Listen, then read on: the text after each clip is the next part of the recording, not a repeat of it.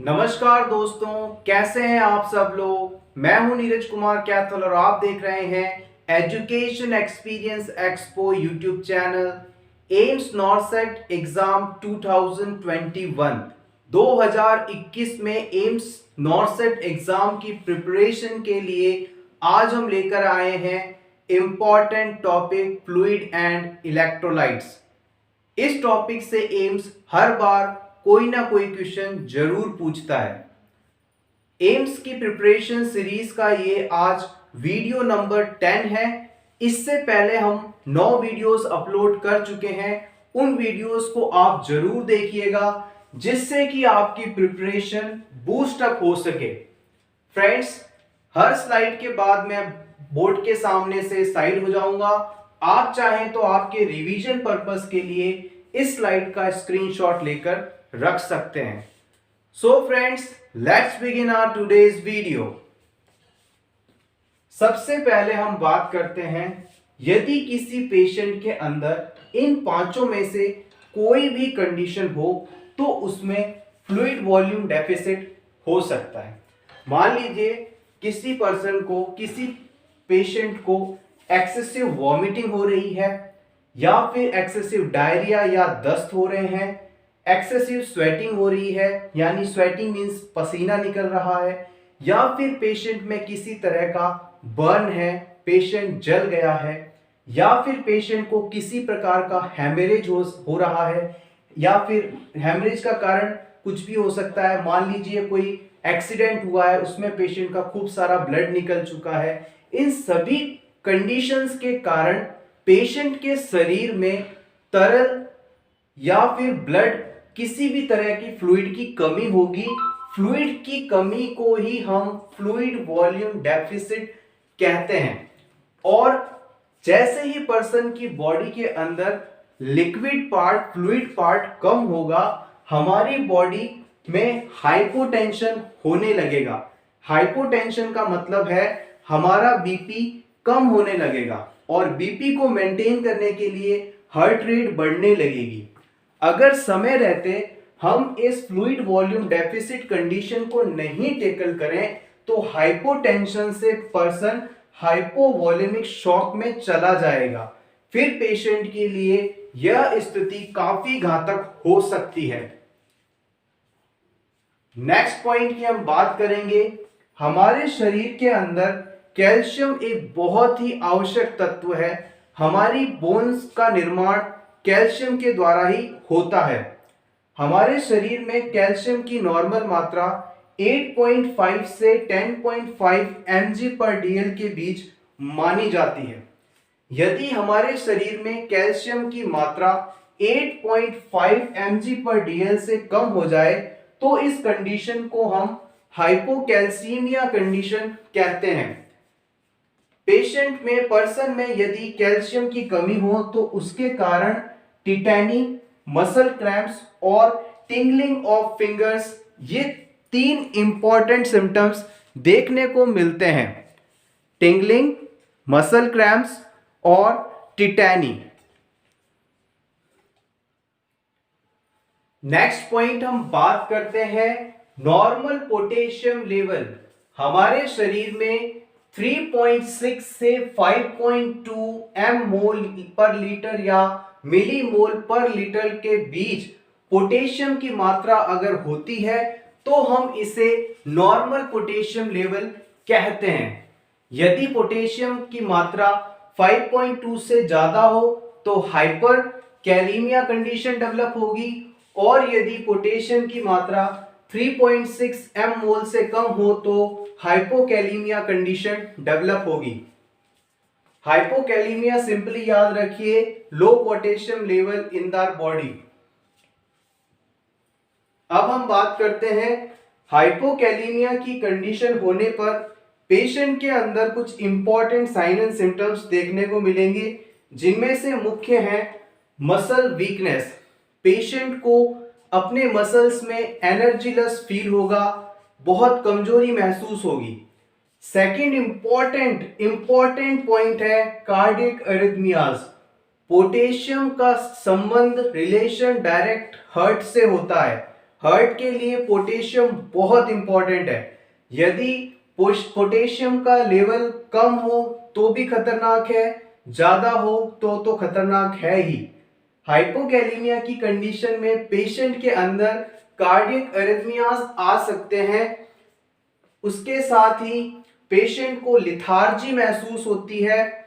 इसके साथ ही पेशेंट में हाइपोवोलेमिया होने पर नोजिया एंड वॉमिटिंग और एनोरेक्सिया देखने को मिलेगा। एनोरेक्सिया का मतलब है भूख ना लगना। नेक्स्ट पॉइंट है urine specific gravity is checked to know the urine concentration. Urine specific gravity जो टेस्ट हम करवाते हैं उसके द्वारा हम यूरिन के कॉन्सेंट्रेशन लेवल का पता लगाते हैं कि यूरिन कॉन्सेंट्रेटेड है या फिर यूरिन डाइल्यूटेड है, किस स्टेट में है। And urine concentration gives idea about the bodies hydration level.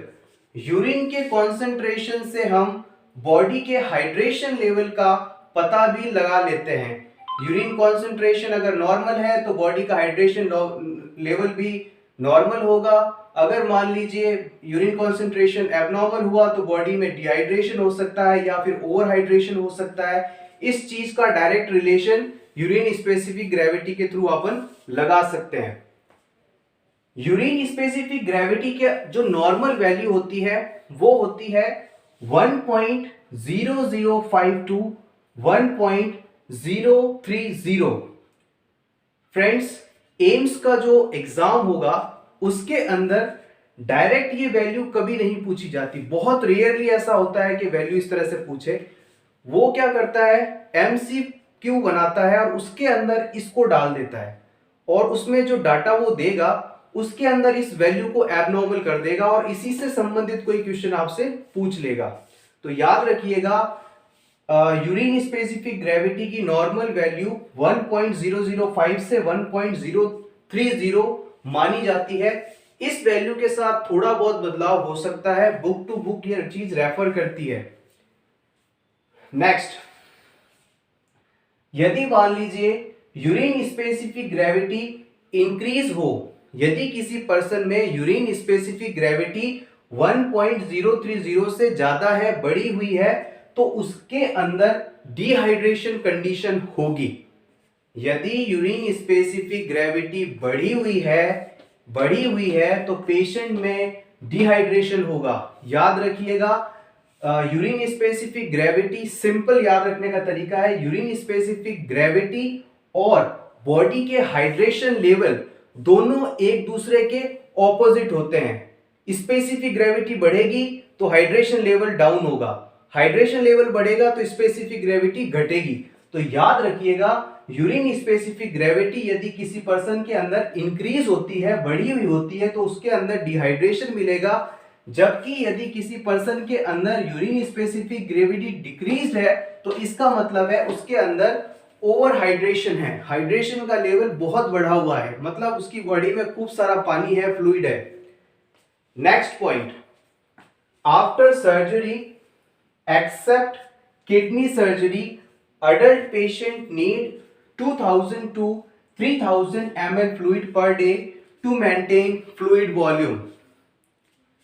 किसी भी अडल्ट पेशेंट में सर्जरी के बाद फ्लूइड लेवल को मेंटेन करने के लिए 2000 से 3000 ml फ्लूइड देना होता है except kidney surgery. Specially kidney surgery को छोड़कर लगभग बाकी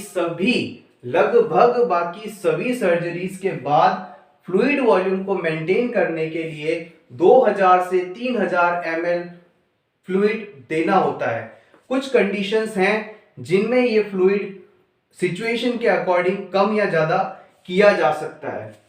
तो फ्रेंड्स, इस स्लाइड का स्क्रीनशॉट ले लीजिए आप। फ्रेंड्स, अगर आपको ये वीडियो अच्छा लग रहा हो तो प्लीज वीडियो को लाइक कर दीजिए। Thank you. आइए बढ़ते हैं नेक्स्ट पॉइंट की तरफ। एडिमा क्या है? Edema is the accumulation of serum और water in cellular tissue. Cellular tissues के अंदर यदि वाटर या सीरम एक्यूमुलेट हो जाए, इकट्ठा हो जाए, तो इस कंडीशन को हम एडिमा कहेंगे। Next point, kidney are main organ that maintain fluid balance in body. वृक्क या किडनी हमारे शरीर के मेन ऑर्गन्स हैं जो कि हमारे शरीर में फ्लूइड बैलेंस को मेंटेन करते हैं। फ्लूइड बैलेंस को वैसे तो स्किन के द्वारा भी मेंटेन किया जाता है, फेफड़ों के द्वारा भी मेंटेन किया जाता है, फीसेस के थ्रू भी मेंटेन किया जाता है, लेकिन अगर आपसे पूछा जाए कि मेनली किसके द्वारा किया जाता है तो आप कहेंगे किडनी के द्वारा। Electrolyte balance is maintained by the renal system. हमारा जो रीनल सिस्टम है, किडनी सिस्टम है, वो इलेक्ट्रोलाइट्स को मेंटेन करता है। अब इलेक्ट्रोलाइट की बात कर रहे हैं तो जान लेते हैं हमारे शरीर के मेजर इलेक्ट्रोलाइट्स, मुख्य इलेक्ट्रोलाइट्स कौन कौन से हैं। सबसे पहले हम बात करेंगे एक्स्ट्रा सेल्यूलर स्पेस में पाए जाने वाले मेजर इलेक्ट्रोलाइट्स की, और उसके बाद बात करेंगे इंट्रा सेल्यूलर स्पेस में पाए जाने वाले मेजर इलेक्ट्रोलाइट्स की। एक्स्ट्रा सेल्यूलर स्पेस का मतलब है कोशिका के बाहर, और इंट्रा सेल्यूलर स्पेस का मतलब है कोशिका के अंदर। तो एक्स्ट्रा सेल्यूलर स्पेस में आपके सोडियम क्लोराइड और कैल्शियम, ये तीन इंपॉर्टेंट इलेक्ट्रोलाइट्स हैं, तीन मेजर इलेक्ट्रोलाइट्स हैं जो कि एक्स्ट्रा सेल्यूलर स्पेस में पाए जाते हैं। याद रखिएगा, सोडियम क्लोराइड और calcium, NaClCa। Next, intracellular space में पाए जाने वाले मेजर इलेक्ट्रोलाइट्स हैं पोटेशियम, मैग्नीशियम और फॉस्फेट, PO4-3। पोटेशियम, मैग्नीशियम और फॉस्फेट। इसी से जुड़ा एक और क्वेश्चन कई बार पूछा जाता है, मेन एक्स्ट्रा सेल्यूलर इलेक्ट्रोलाइट या मेन एक्स्ट्रा सेल्यूलर कैशन कौन सा है, तो आपको बताना है सोडियम। सोडियम कोशिका के बाहर पाए जाने वाला, सबसे ज्यादा पाए जाने वाला इंपॉर्टेंट इलेक्ट्रोलाइट या आयन है, कैशन है। उसके बाद मेन इंट्रासेल्यूलर इलेक्ट्रोलाइट या कैशन के बारे में पूछा जाए, कोशिका के अंदर पाए जाने वाला इंपॉर्टेंट इलेक्ट्रोलाइट या आयन, तो आपको बताना है पोटेशियम के। Next, increase potassium more than 5.2 mmol पर लीटर कैन कॉज हाइपरकैलेमिया। हमने अभी पढ़ा था पोटेशियम का लेवल, नॉर्मल लेवल 3.6 से 5.2 mmol पर लीटर होता है। यदि पोटेशियम 5.2 mmol पर लीटर से ज्यादा हो जाए तो इसकी वजह से हमारे शरीर में हाइपरकैलेमिया कंडीशन डेवलप होगी। Check vitals regularly because hyperkalemia can cause serious cardiac dysrhythmias and cardiac arrest। मैं आपको पहले भी बता चुका हूं, पोटेशियम हमारे हार्ट के लिए बहुत जरूरी भी है और बहुत खतरनाक भी है। अगर पोटेशियम का लेवल हाइपरकैलेमिया वाले स्टेट पर जाता है तो हमें पेशेंट के वाइटल्स को रेगुलरली चेक करते रहना चाहिए, क्योंकि इसकी वजह से सडनली डिसअरिथमियाज डेवलप हो सकते हैं या फिर सडनली कार्डियक अरेस्ट हो सकता है, पेशेंट की डेथ हो सकती है। आप चाहें तो इस स्लाइड का स्क्रीनशॉट ले सकते हैं।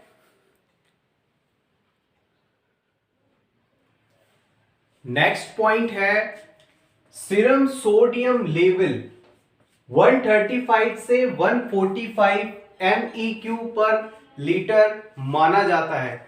हमारे शरीर में नॉर्मल सीरम सोडियम लेवल 135 से 145 मिली इक्विवेलेंट पर लीटर माना जाता है। सोडियम हमारे बॉडी के लिए बहुत ही इंपॉर्टेंट है। सोडियम की मात्रा ब्लड प्रेशर को रेगुलेट करने के लिए आवश्यक है और सोडियम के द्वारा फ्लूइड बैलेंस को भी मेंटेन किया जाता है। नेक्स्ट, बाइकार्बोनेट का नॉर्मल लेवल होता है 22 से 29 मिली इक्विवेलेंट पर लीटर, 22 से 29 milliequivalent per litre normal bicarbonate level होता है। हमारे बॉडी में पीएच के मेंटेनेंस के लिए बाइकार्बोनेट आयन एक बहुत ही आवश्यक एलिमेंट है। Important, prolonged and extensive surgeries can cause retention of sodium and excretion of potassium। जब किसी पेशेंट की सर्जरी लंबे वक्त तक चलती है, ऑपरेशन लंबे समय तक चलता है, तो इसमें सोडियम का रिटेंशन यानी बॉडी के द्वारा सोडियम को रोक लिया जाता है और पोटेशियम का एक्सक्रीशन करना शुरू कर दिया जाता है। Extensive surgeries can cause retention of sodium and excretion of potassium. इसीलिए लंबे चलने वाले ऑपरेशंस के अंदर पेशेंट के वाइटल्स को कंटिन्यूली मेंटेन मॉनिटर किया जाता है। नेक्स्ट है blood urea nitrogen, BUN। Normal blood urea nitrogen level होता है 10 से 20 mg/dl, 10 से 20 mg/dl। नेक्स्ट है percentage of water. Newborn baby की बॉडी में 70 से 80% तक वाटर होता है, पानी होता है। अडल्ट की बॉडी में उसके वजन का लगभग 60 से 70% पानी होता है, जबकि ओल्ड एज के अंदर 40% के आसपास वाटर परसेंटेज होता है उसके वजन का। न्यूबॉर्न के अंदर सबसे ज्यादा, अडल्ट में फिर उससे कम और ओल्ड एज में बिल्कुल कम। Next, hyponatremia deficiency of sodium can cause cellular swelling. Hyponatremia, hyponatremia का मतलब है हमारी बॉडी के अंदर सोडियम लेवल का कम होना। नॉर्मल सोडियम लेवल होता है 135 से 145 MEq/L। यदि सोडियम का लेवल 135 से कम हो जाए तो इस कंडीशन को हम हाइपोनेट्रीमिया कहते हैं और इसकी कमी के कारण सेल्यूलर स्वेलिंग होगी।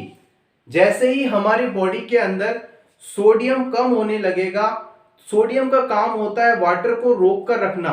जैसे ही सोडियम कम होगा, सारा फ्लूइड सेल्स के अंदर इकट्ठा होने लगेगा और इसके कारण सेल्यूलर स्वेलिंग होगी, कोशिकाएं फूलने लगेंगी और इसकी वजह से सेरिब्रल एडिमा हो सकता है, जिसकी वजह से पेशेंट को कंफ्यूजन जैसे सिम्टम्स डेवलप होते हैं। सोडियम की कमी के कारण फ्लूइड सेल्स के अंदर जाएगा, सेल्स का साइज बढ़ेगा, इसकी वजह से सेरिब्रल एडिमा हो सकता है और सेरिब्रल एडिमा के कारण पेशेंट को कंफ्यूजन जैसे सिम्टम्स डेवलप होंगे। उससे कुछ चीजें ऐसी दिखाई देंगी जो है नहीं, अजीब अजीब से इंसिडेंट्स उसके साथ होने लगेंगे और जैसे ही पेशेंट का सोडियम लेवल वापस नॉर्मल होगा, उसके ये सारे सिम्टम्स ऑटोमेटिकली ठीक हो जाएंगे। नेक्स्ट है डिहाइड्रेशन। डिहाइड्रेशन के केस में पर्सन की स्किन जो होती है ड्राई होती है। आप उसको देखकर फील करके समझ सकते हैं ड्राई स्किन को। नेक्स्ट है एनीमिया। एनीमिया की कंडीशन में पर्सन की स्किन का कलर पेल कलर हो जाता है। यहां पर पेल कलर स्किन एनीमिया से संबंधित है। आप चाहें तो इस स्लाइड का स्क्रीनशॉट ले सकते हैं। फ्रेंड्स, ये था हमारा आज का video fluid and electrolyte section से। वीडियो आपको कैसा लगा कमेंट सेक्शन में जरूर बताइएगा। अगर आपको ये वीडियो अच्छा लगा हो तो प्लीज इसे लाइक कर दें। इस वीडियो को अपने दोस्तों के साथ शेयर करना ना भूलें और इसी तरह के वीडियोस रेगुलरली देखने के लिए education experience expo YouTube channel को सब्सक्राइब करें। ये सेम वीडियो आपको for nurses preparation YouTube channel में इंग्लिश लैंग्वेज में भी अवेलेबल मिलेगा। आप चाहें तो इसे वहां पर रिवीजन कर सकते हैं। Thanks for watching, all the best.